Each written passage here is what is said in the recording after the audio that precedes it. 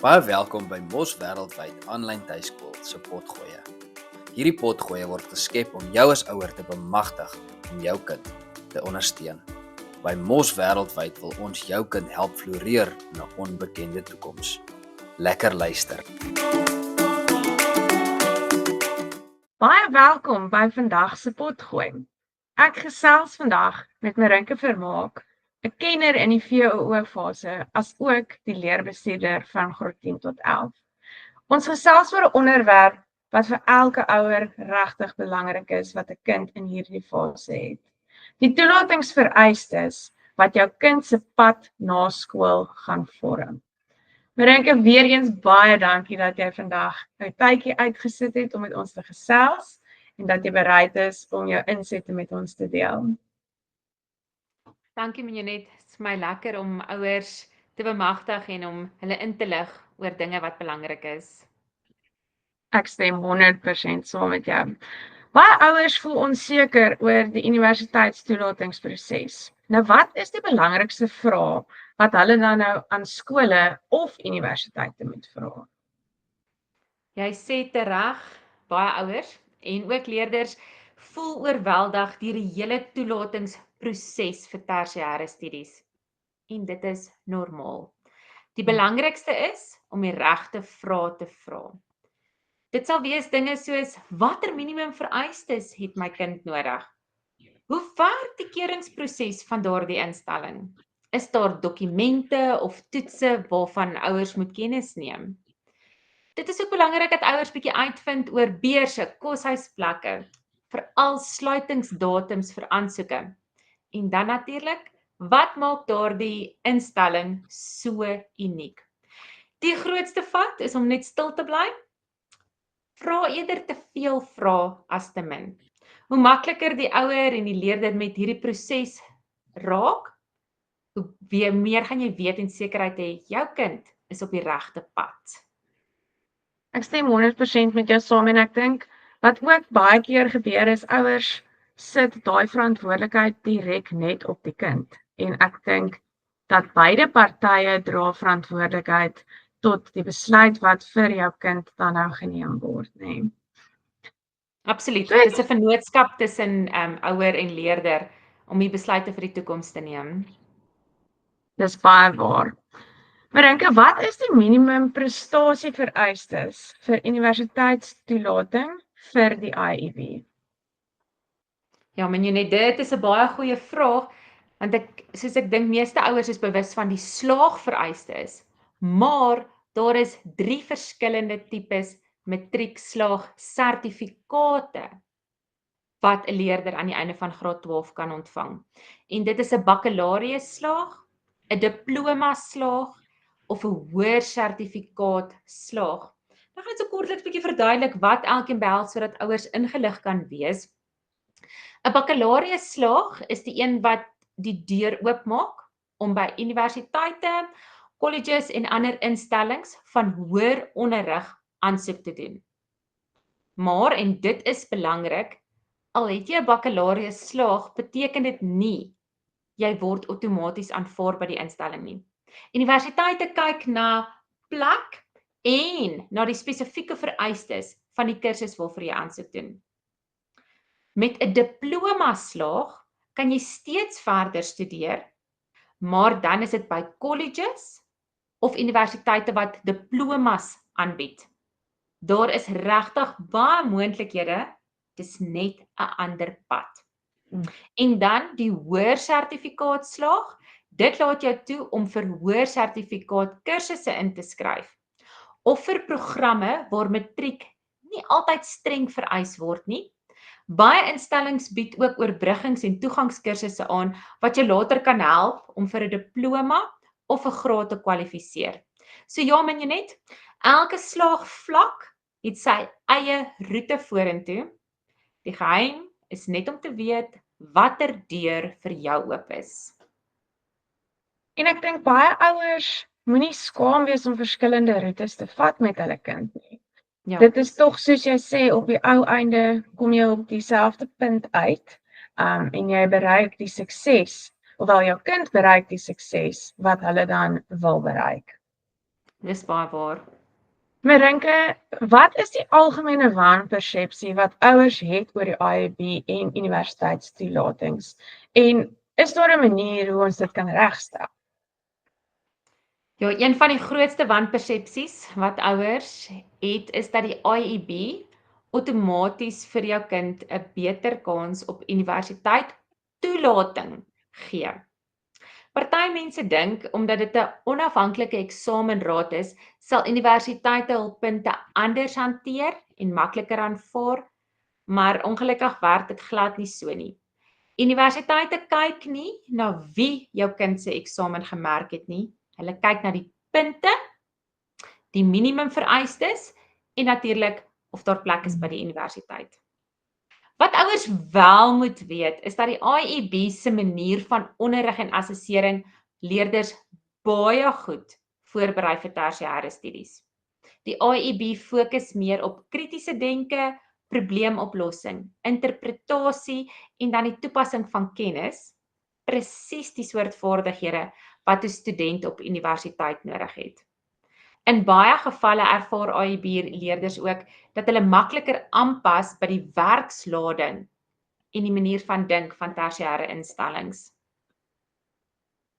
Dit maak nou vir my baie sin. Nou wat kan ouers doen as hulle kind nie aan die toelatingsvereistes voldoen nie? Watter alternatiewe roetes is dan sinvol? Ja, ongelukkig as 'n kind nie die toelatingsvereistes vir 'n spesifieke kursus of universiteit behaal nie, voel ouers vinnig paniekerig.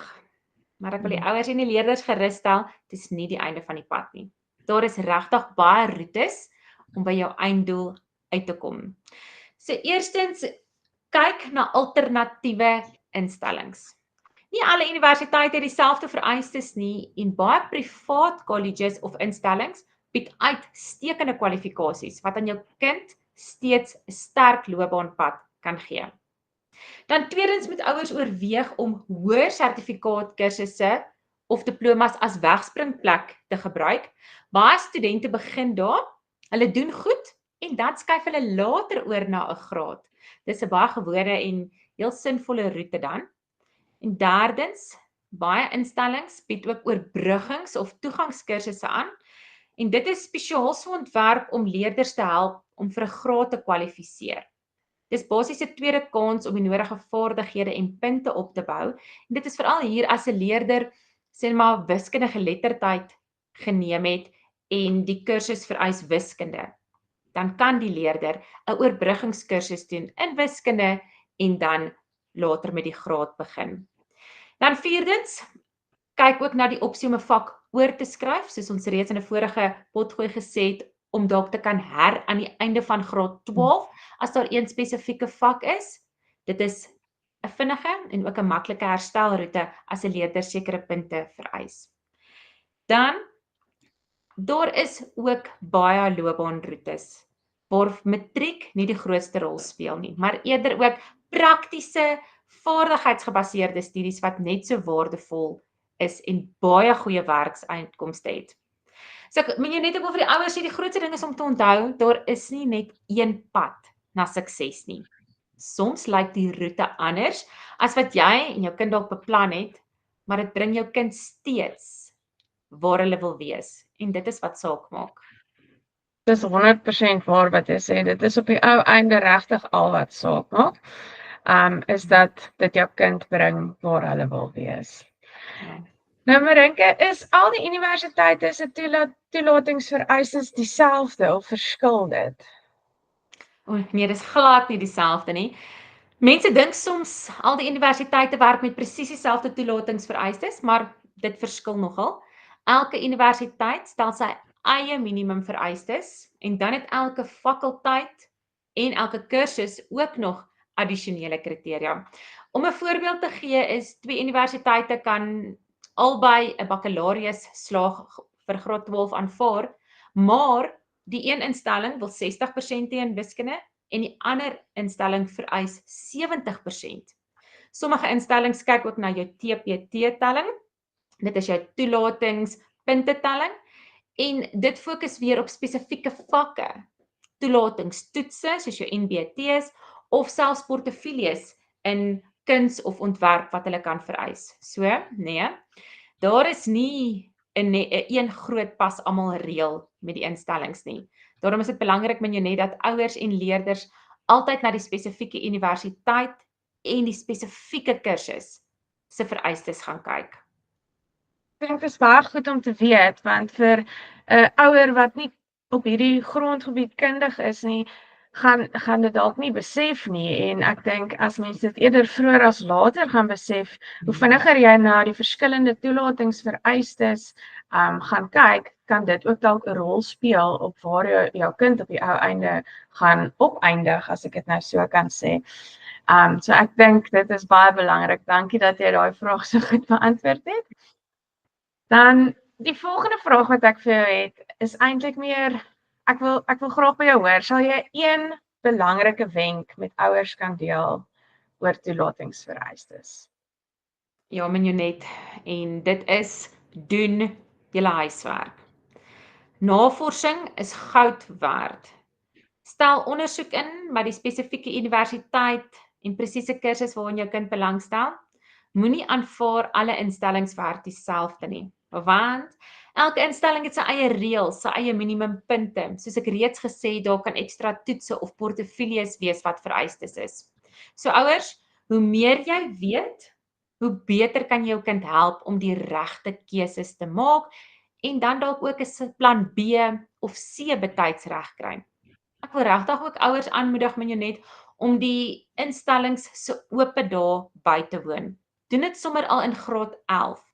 Dit gee jou en jou kind die kans om die kampus te kan sien, om vrae te kan vra met dosente of huidige studente, en dan kry jy en jou kind 'n gevoel van wat vir jou kind voorlê en of daardie kursus en universiteit regtig by hulle pas. So ouers, hoe vroeër jy begin, hoe minder verrassings later.